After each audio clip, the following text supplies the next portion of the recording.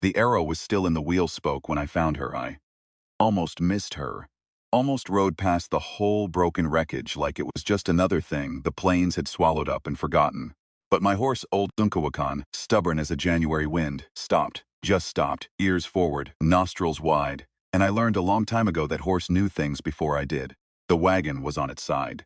3 others were scattered across maybe a quarter-mile of grass, some still smoking, one completely gone except for the axle half buried in the dirt.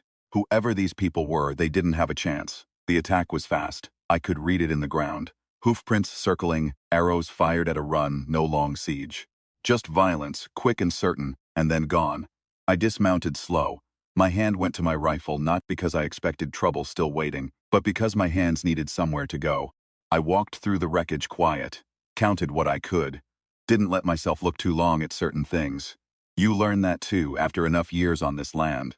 You look at what you need to see and you let the rest blur at the edges. Then I heard, not a cry, not a scream, just breathing. The specific kind of breathing a person does when they're trying to make themselves disappear.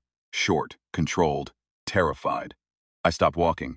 "I'm not going to hurt you," I said it in English first, then in Lakota. Then I just stood still. Because sometimes words don't do anything, and stillness is the only language that reaches a person who's been through what I was starting to understand she'd been through. 30 seconds, maybe a minute. A piece of canvas moved near the second wagon. She came out from underneath it like something the earth itself had been hiding. Couldn't have been more than 26, 27 years old. Dark hair stuck to the side of her face, a cut above her left eyebrow, dried blood tracking down to her jaw. Her dress, it had been blue, I think, once, was torn at the shoulder. But what I noticed, what stopped my chest for just a half second, was her eyes. They weren't panicked, they were measuring me. Even then, even in that condition, she was looking at me and deciding something, figuring something out. I respected that before I even knew her name. "Are you Lakota?" she asked. Her voice came out rough like she'd been swallowing dust for hours, which she probably had. "I am," I said. She looked at my face, my clothes, the way I was standing. "You're not painted." "No." "Then you weren't with them." "No, I wasn't." She nodded once, like that settled it. Like she'd just confirmed something in her own internal accounting and could now move forward. She pushed herself upright and I saw her wince, left ankle, favoring it, not broken but bad, and she didn't ask for help. Just adjusted her weight and stood there in the ruined afternoon, looking at me like she was ready for whatever came next, even if what came next was terrible. That was the moment I understood I was dealing with someone unusual. "My name is Eliza," she said. "Eliza Crane. My husband is." She stopped, looked back at the wagon, and something moved across her face so fast I almost didn't catch it, but I caught it. "He was driving," she said. Quiet, final. I didn't say I was sorry. People say that and it means nothing when the grief is still that fresh. What I did was give her a minute. Just stood there and gave her a full, unrushed minute to feel the weight of what she'd just said out loud for the first time. Then I said, "Can you ride?" She looked at Sunkawakan. "I can learn." We rode for 3 hours before she said anything else. I had her in front of me on the horse. Her ankle wouldn't hold well in a stirrup, and she held herself completely straight and rigid for the first hour like she was afraid to let her back touch my chest. Like accepting even that small support would mean something she wasn't ready for it to mean. Sometime in the second hour, the rigidness went out of her all at once. Not slowly. All at once, like a rope cut. She didn't collapse, but she let herself settle back just slightly and I felt it. Felt the exact moment she decided she was too exhausted to keep holding herself alone. I didn't say anything about it. The plains spread out around us in every direction, that big amber late afternoon light turning everything gold and a little unreal. I knew these grasslands the way I knew my own hands. Every rise, every creek bend, every place where the wind came differently. I was taking her to my village, though I hadn't told her that yet. I was deciding things as we rode, working through what would be said, what the elders would think, how to bring a white woman who'd survived a Lakota raid into a Lakota camp without it becoming something complicated. Everything about this was complicated. But I kept thinking about those eyes, the way she measured me, the way she said I can learn without any hesitation in it. "What's your name?" she asked. First words in 3 hours. "Chayton," I said. "What does it mean?" "Falcon." She was quiet for a moment. "That suits you," she said, and there was nothing flirtatious in it, nothing soft. Just an observation, like she'd filed it away next to other true things. I almost smiled, didn't Where are you taking me, she asked. My village. 2 hours north. I expect dead resistance. Questions. Fear even, given everything. Instead, she said, all right, and went quiet again, watching the grass move. I thought about that for a long time afterward, the all right. How much trust lived inside it, or maybe not trust. Maybe just she had nowhere else to go, and she knew it. And she was the kind of person who dealt with what was real instead of what she wished was real. My grandmother was the first one to come to us when we rode in. That's not nothing. My grandmother, Winona, she was 80 years old and she moved when she wanted to move, and she stayed put when she wanted to stay put. And nobody, not my father when he was chief, not me, not the winds themselves, could make her do otherwise. She came to the edge of camp with her arms crossed and her eyes sharp, and she looked at Eliza the way she used to look at horses my father brought back from trading, assessing, serious, unhurried. Eliza looked back at her with the same energy. Winona said something to me in Lakota. I'll translate it simply. She has survived something. You can see it in her spine. I helped Eliza down from the horse. She stumbled once when her ankle took weight. She made no sound, just caught herself. And Winona stepped forward without discussion and took her arm and started walking her toward the fire like it had all been decided long before any of us got there. I watched them go. My second in command, Dakota, appeared at my elbow. He was looking at the same thing I was looking at. This will cause talk, he said. Everything causes talk, I said. She is white. She is a woman who survived the destruction of everything she had in a single afternoon, I said. What she is beyond that is a conversation for later. Dakota was quiet for a moment. Then, your grandmother is already feeding her. Yes, then it's already decided. He wasn't wrong. She stayed in my grandmother's teepee for 2 weeks. I gave them privacy. I went about the business of being chief, which is not a romantic business. It's arguments about hunting grounds and young men who want to prove themselves and the constant, grinding awareness of how the world outside our camp was changing, pressing inward, getting smaller and louder and more dangerous every season. But I asked after her. I won't pretend I didn't. Winona told me, in the way she told me things, sideways, wrapped in other information, that Eliza was quiet in the mornings and talkative at night, that she was learning words, that she had helped restitch a tear in the tippy cover without being asked, just saw it needed doing and did it, that she cried once, only once that Winona heard, in the deep of the third night, and that afterward she washed her face and came back to the fire and asked Winona to teach her something. What did you teach her? I asked. Winona looked at me. I taught her how to bead, she said. What else? I found reasons to walk past. I know that's not a particularly dignified thing to admit, but it's true. I found reasons to be in that part of camp. Once I saw her sitting outside in the morning light, her ankle propped, working on something with her hands, her face tipped up just slightly toward the warmth. She had a bruise still yellowing along her jaw. Her hair was loose. She looked like someone rebuilding themselves from the inside, brick by careful brick, and choosing very deliberately what to put back and what to leave out. She saw me on the 4th day, just looked up and saw me walking past for probably the 3rd time that morning and said, Chayton, I stopped. Sit down, she said.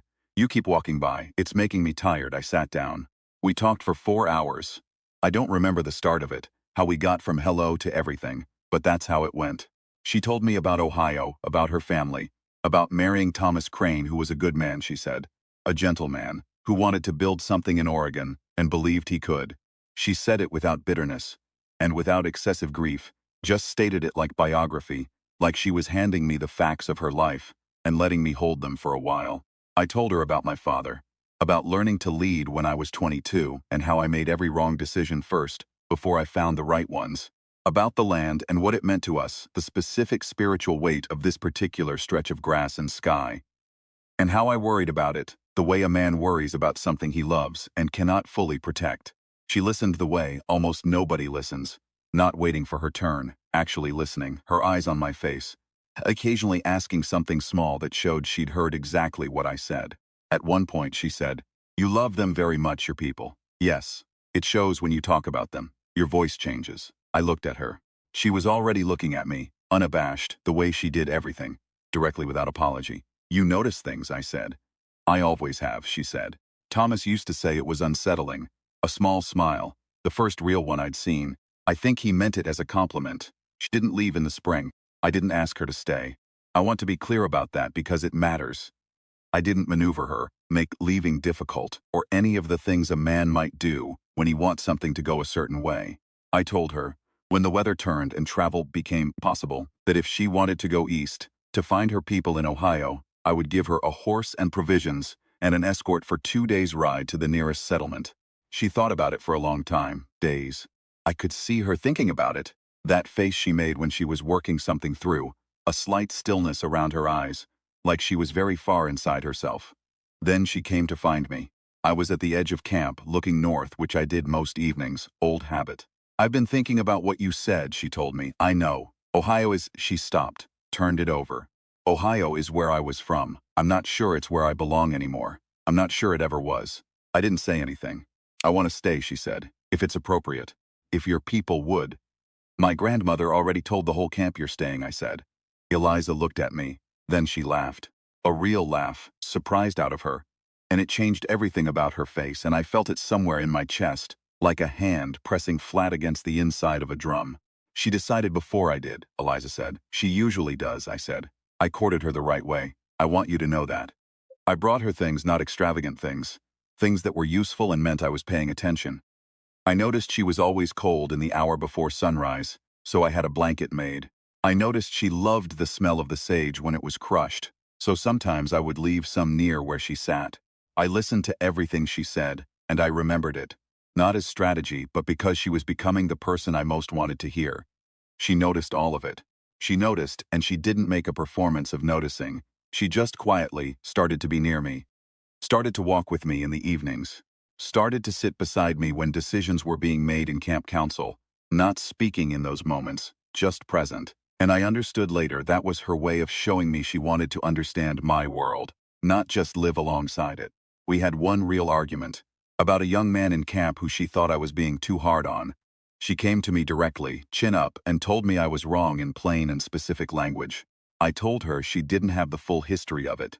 She told me the full history wasn't her point. We went back and forth for a while, neither of us backing down, and then somehow in the middle of it I started to see her point, and she must have seen something shift in my face, because she stopped mid-sentence and said, "What?" "You're right," I said. "About the part that matters." She stared at me, like she was recalibrating. "Thomas never said that," she said finally. "I told you I made every wrong decision first," I said. "I'm trying to do better."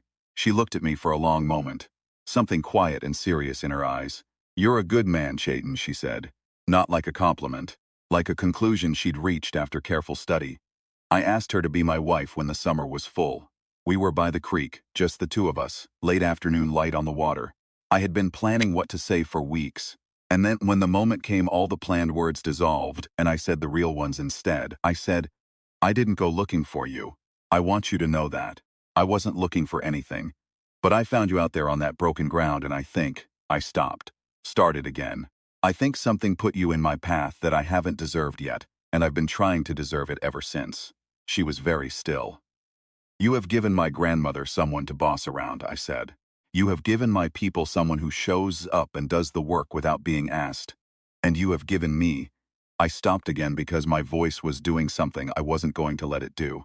"Someone worth coming home to," I finished. "Every single day, that." She reached out and put her hand against my jaw, just held it there. Her thumb moved once, just slightly, like she was checking that I was real. "Yes," she said. "That was all, just yes. We were married when the leaves turned." My grandmother cried, which she will deny to anyone who asks. Dakota gave a speech that was mostly about himself, which was very Dakota. The children ran through everything and knocked over two things, and nobody cared. And at the end of the evening, when the fires were low and most people had gone to sleep, Eliza leaned into me. Just leaned, her head finding that place between my shoulder and my chest like it had always known where it belonged. And I put my arms around her and felt her exhale. All the way, fully. And I understood that was the sound of a person who had finally stopped bracing for the next blow. She was home. This grassland, this people, this life that looked nothing like anything she'd planned. It was home. And somehow, without trying, without engineering it, she had become part of the heartbeat of this place. My grandmother told me later, in that sideways way she had, "You found a woman who knows how to carry grief without letting it carry her." I knew that. I'd known it from the moment she came out from under that canvas on the broken ground, and looked at me with those measuring eyes and decided, in about 30 seconds flat, whether to trust me. She decided yes. I've spent every day since trying to be worth that yes. Some days I think I get close. This is her story, though I'm the one telling it. She would say it's mine too. She's right. She usually is. But it started with her surviving something unsurvivable, and it ends with her surrounded by a people who would walk into fire for her without a second thought. Not because she's mine, because she's theirs. That's what it means to be given a people.